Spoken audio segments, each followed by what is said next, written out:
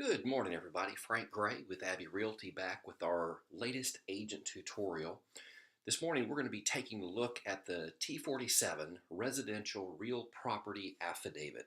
Before we get into what to put in the blanks on this form, let me share with you its general purpose and the big idea behind it.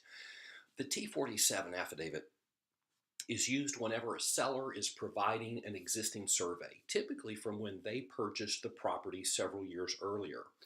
They're presenting that to the title company, which is going to issue a title insurance policy, basically defending the new owner's right to that property and guaranteeing its area and boundaries.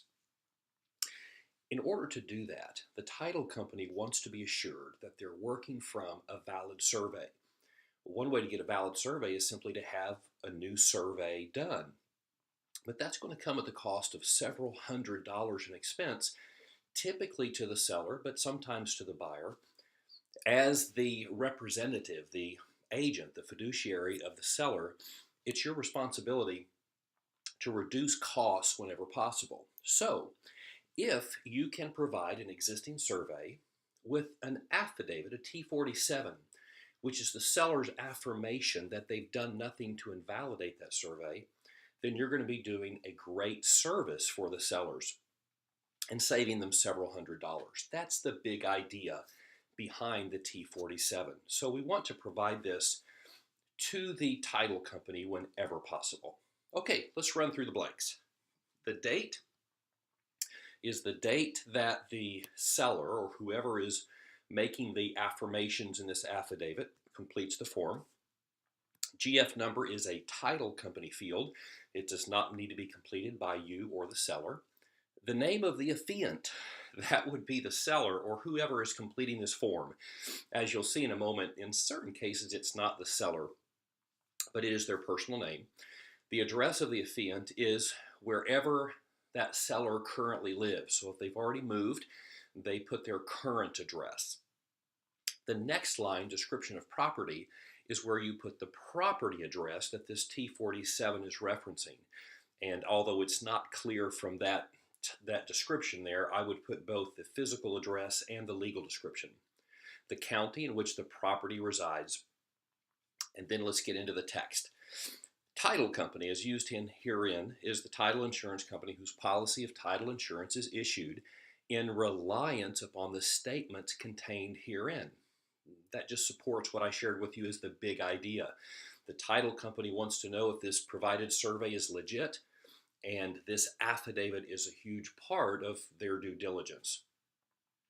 It is notarized, and that's what an affidavit refers to. It is a sworn statement before a court or a judge, or in this case, before a notary. And now there are 6 paragraphs that the seller or the affiant is affirming. Let's run through them. Number 1, we are the owners of the property, or state other basis for knowledge of the property. So for example, this could be completed by a neighbor. If this is an estate, it could be the heirs of the prior owner who are now affirming their knowledge. But number 1 simply says, I have some connection to the property. That's what the affiant is affirming. Number 2, we are familiar with the property and the improvements located on the property. So I not only have some legitimate connection to it, but I have personal knowledge of the property. I haven't been living in California all these years and have no idea what's going on.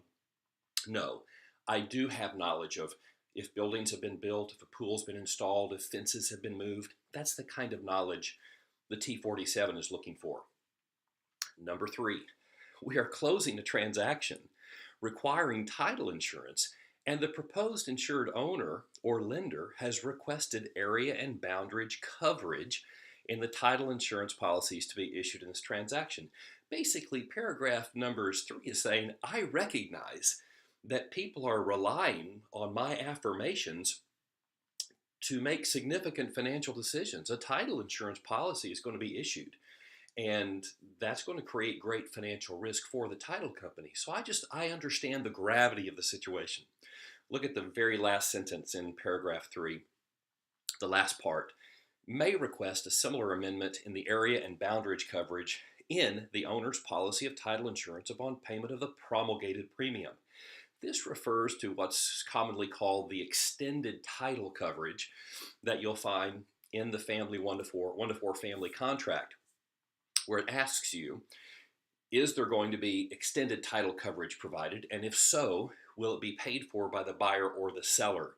So again, this paragraph is simply stating people are going to be spending money and incurring financial risk based upon your statement. So please tell the truth. That word promulgated, the promulgated premium, that simply refers to the fact that TREC has established premiums for title insurance policies, including the extended coverage in the state of Texas. The word promulgated just means something that is broadcast or widely known. In this case, it means that TREC has decreed what those premiums are to be. Sometimes buyers or sellers want to search for the best deal on title insurance. And of course, it's our responsibility to inform them you don't get a good deal on title insurance in Texas. TREC sets the premiums for all title companies, and that's why it is a promulgated premium. Paragraph 4. To the best of our actual knowledge and belief, since blank, there have been no. What goes in that blank is the date at which the affiant began to have personal knowledge of the property. Again, typically this is a seller, and the date that will go in that blank is the date that they purchased the property. So since July of 2008, there have been no, and then there are several statements. No construction projects. B, no changes in the location of the boundary fences or boundary walls. C, no construction projects, very importantly, on immediately adjoining properties which encroach on the property. So if the neighbor put in a fence, a building, a pool, a deck, which somehow encroached upon the property the survey describes, then we need to acknowledge that here. 4, conveyances, replattings, easement grants. Basically, has any of the property been given away or have rights to the property been given away, perhaps to a utility company who established a new easement? You're affirming that none of these things have happened. Of course, we know in the course of ownership, these things do happen. And that's where that big word in capital letters comes next, the word except for the following. And although they don't give you a lot of room, there is space in here to go ahead and write in any exceptions. So we did enclose a patio, or we put a shed in the backyard. And I would encourage your sellers to describe in some detail, for example, that shed. Did you put it on a concrete slab, or is it movable? Because that makes a huge impact on whether or not that existing survey will be acceptable. Paragraph 5. We understand that title companies relying on the truthfulness of the statements made in this affidavit to provide the area and boundary coverage. Skip down a sentence. This affidavit is not made for the benefit of any other parties, and this affidavit does not constitute a warranty or guarantee of the location of improvements. What we're doing here is letting the affiant or the seller off the hook just a little bit, saying that we're going to tell the truth to the best of our knowledge, but we're not surveyors, for example. We don't do this professionally, and we can't guarantee that that shed is exactly in a certain space, or where that easement line is, or where that fence moved. I'm going to tell you what I know, but just recognize that this isn't my profession. So it's reducing the liability of the affiant just a little bit. And then 6 takes it all the way. We understand that we have no liability to title company that will issue the policies should the information in this affidavit be incorrect, other than information that we personally know to be incorrect and which we do not disclose to the title company. In other words, seller or other affiant, don't be concerned that you are going to be sued for providing incorrect information unless you did it intentionally. If you lie, then certainly you can be held liable. But if you answer these questions to the best of your knowledge, you will incur no legal liability. That's what paragraph 6 says.